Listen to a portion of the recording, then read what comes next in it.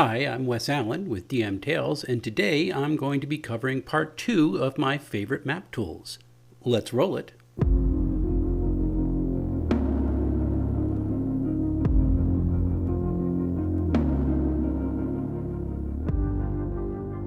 I appreciate Inkarnate for what it is as a web application that can make some really stunning world and regional maps. But my favorite way to use Inkarnate is for the town mapping tools. This is really what led me to go with a subscription for the service for the year. So let's take a look at how these tools work, and then I want to show you some of the finished maps that I created using these tools. So again, I'm going to open up a 30 by 40, and here is your water. It looks a little bit different than the world map. I've changed my theme a little bit. And again, I'm going to have to create a coastline or landmass to put the town on. So I'm going to do a little bit of a generic coastline, and we'll have it jet out into the water a little bit. Make it nice and big. Get a nice little harbor going on there, little island. Take that out. And, this is the type of place that you would have a city normally set up. I can do a river. If I want to do a delta, I can, really make a small brush. Not too bad. Sheltered harbor here, river coming out. It's not necessarily a natural way things work, but it's good for demonstration. So I got my nice little background and whatnot, and we go to symbols then, and this is what they call a stamp tool, and you have a catalog. Catalog's really nice. You can do full blocks, or you can do individual buildings. Again, there's random stamps that are going there, and I want to just start throwing these in a little bit. Again, I'm not going for pretty at this point. You can go really fast and create a really nice looking town that people can play in. So that's how the map tools work in a really short version of a look at it. And I didn't complete this map, but I want to show you some of the towns that I have created. First is the port of Mithrin, which is actually an updated map that I created first using the Dungeondraft tools and wasn't ever really liking the results. This version of Mithrin has a little bit more flair, a little bit more flavor. It feels like it's more welcoming, and there's places that people want to explore. That's really what I get at when I say I like Inkarnate's town mapping tools. Also, I have the town of Sindor, which is a river port that's near a capital. This is where my basic fantasy role-playing game party is based out of. And again, it's a smaller town. I have it in a very cramped area, but I created things like a ferry and a farming area, and there's parts of the town that are on either side of the river. These are things I really appreciate, and it is a place that the players, again, have wanted to explore. Finally, I have a couple of maps of towns that the parties in both of my tables haven't gotten to yet, and these are a little bit more expansive. A walled city and a larger port. Again, these are places to me that have a lot of flavor and character and depth. There are avenues that the party might want to go down and check out. For me, my town maps are not about making absolute accurate depictions of what the town looks like. It's more of an artistic rendering of that area so that the players get a general sense of how big the environment is and the different parts that they have to explore. I'll break these down and try to create general maps that match different areas of the town. Specifically, if I have an encounter planned or if there's a building that I expect that the party might go into, I'll build those areas of the village. And I don't even necessarily put in all the different shops and things that I expect the party to find before they start exploring. I'll let the party tell me what it is that they're looking for, and then we'll look at the map and see different areas where they might fit. I will put in things in the beginning like a tavern or a weapon shop or a potion maker, that sort of thing. Things that are essentials that you would expect a town that caters to adventurers to have. But most of the rest of it I just leave out up into the open. That's pretty cool. Dungeondraft really is my go-to for making battle or encounter maps. This came out, again, like its bigger sibling, Wonderdraft. It runs on Mac, Windows, and Linux, so it's a trifecta there. And the tools are absolutely fantastic. There's a lot going for it that really make it my go-to app. let's take a look. So I'm just going to create a new battle map here, and I'm not going to make it 80 tiles by 80 tiles. We'll make it a nice cozy 20 by 20 so we can see the whole thing without having to zoom in too far. And I'll load them in, and we will see how this looks. If I want to collect a building, I can select the floor type. So say I want to make it a nice, let's make it a light wood floor. So maybe make it a little orange even. There we go. I can make a nice light wood floor. See how that changed the color there? And I want to make the wall, that's a forgotten adventure. I want to make the wall, not brick, but brick wood dark. So brick on the outside and wood on the inside. And I have a path tool I can create that'll snap to different areas. And I have a square. So let's just start with a nice square, shall we? And that's brilliant to me. It's just, that's absolutely wonderful. If I want to delete part of that, I see how I click the Option key and it changes blue. And I can delete a corner there, give it a nice little different look. If you add something to it, so say I want to add a circle, it will add into it. And everything will be adjusted. The nice thing about Inkarnate is when it actually does the export, it's not just exporting the image, although you can do that. I can export a virtual tabletop battle map that will automatically trace the walls for me. And if I put in light sources, like this, that's not just color on the map, that is an actual light source. So when I import it into something like Foundry VTT, it will interpret that light and throw it up there, which is very, very helpful. I love Dungeondraft a lot for that. You can change the environment light too. I don't tend to work with that as much, but you can change the ambient light that'll change the color of the entire map. Very cool.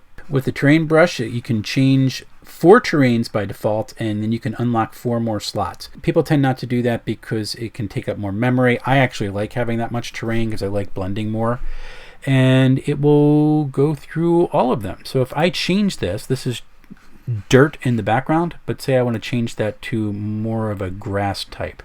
Again, I have a lot more than just the base colors going on here. And I want to change this to kind of a dark grass. So there we go. Now that's all filled in. But I want to put a door right here, and I would like that to be kind of a rocky dirt. So let's go through here. Where's a nice cracked dirt? Let's make a nice muddy dirt with that. We'll shrink the brush down. You can change the intensity. So if you higher it is, it'll just automatically fill in. The lower it is, it will kind of flood fill inside your whatever shape your brush is. And you can change your brush height. So I have it at 1 right now. And you see how it's not filling it all the way in right now? Nice 5-foot wide path. So it looks a little bit more like it's a path instead of just somebody drew a shape right there. And let's give it a little bit of a border edge, shall we? Nice dark cracked dirt. We're going to shrink this down as far as we can. I'm going to change the intensity, and we're going to go on the edge.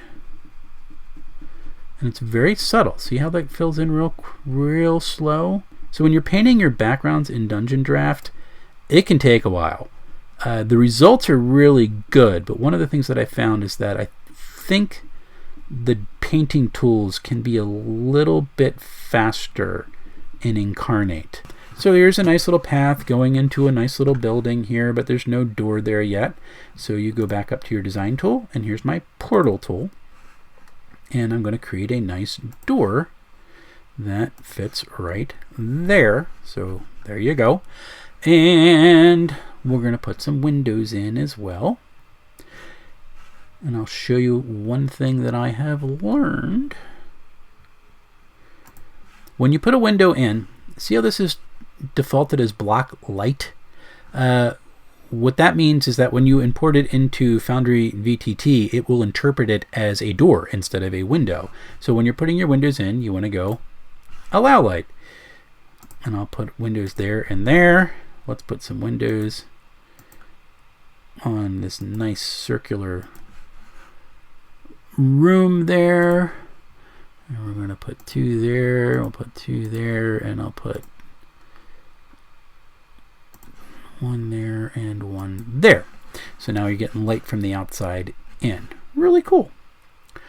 I want to say you want to create rooms inside this building. So you go to the wall tool, and we're going to look for one that kind of fits. So this is wood on the outside. So we're going to probably do a wooden wall. And see how their plaster is there? Sometimes finding the right one is a little bit difficult. I would love to be able to say I want to match the exterior walls and have that be the selection. That is one thing that I find difficult sometimes inside Dungeondraft, to get consistency. But we'll just do this for now. Double click. So now we have 3 rooms, big room, nice round room. Say that's going to be like a conference room. And maybe this will be like an office or a kitchen. Not too bad. We're going to put some doors in. We're going to block light again. And these are interior doors. We'll go there and there. And now you have 3 doors down. And you can go to your assets. There you go. Object tools, what they're called in Dungeondraft. And let's put in some tables. So you can search for table. Get some cool ones. Let's put in a nice big round one here. And you can rotate them. See how that goes like that? And you can scale it. So I'm going to make a huge, let's make a 2.5, its normal size. I'll put that there, kind of a nice little round table there. And we'll put some square tables in. So this is kind of a meeting area or a dining area. That's really big. We're going to change that to 1. And we're going to get the rotate normal. Actually, let's make this like a 0.25, because this is more just like a, oh, not that small. 0.5. This is more a table just to set stuff on. You also have user layers in here, and I put, unfortunately, everything in user layer 1. So if I want to put a chair and have it be underneath, let's get a nice chair for that. There we go. I want to go under. Put this back to 1. And you can rotate and see how it's underneath now. And if you want to put it off the snap of the grid, you can do kink off the snap. One of the hard things is that, you know, I can fit 8 people around this table, but this is a 5-foot square, so when you put tokens on it, it can get a little weird looking. So there's a nice table. And I mean, you get the idea. And if I want to do something that's above or below these objects, I would change my user layer. So if I want to go to user layer 2 and I want to put flower, I don't know why I did that. I don't know, say I want to put a sack on the table for whatever reason. There I go. I changed the user layer. You can go above walls. You can go below the walls. You can do all sorts of different things, which is really kind of nice.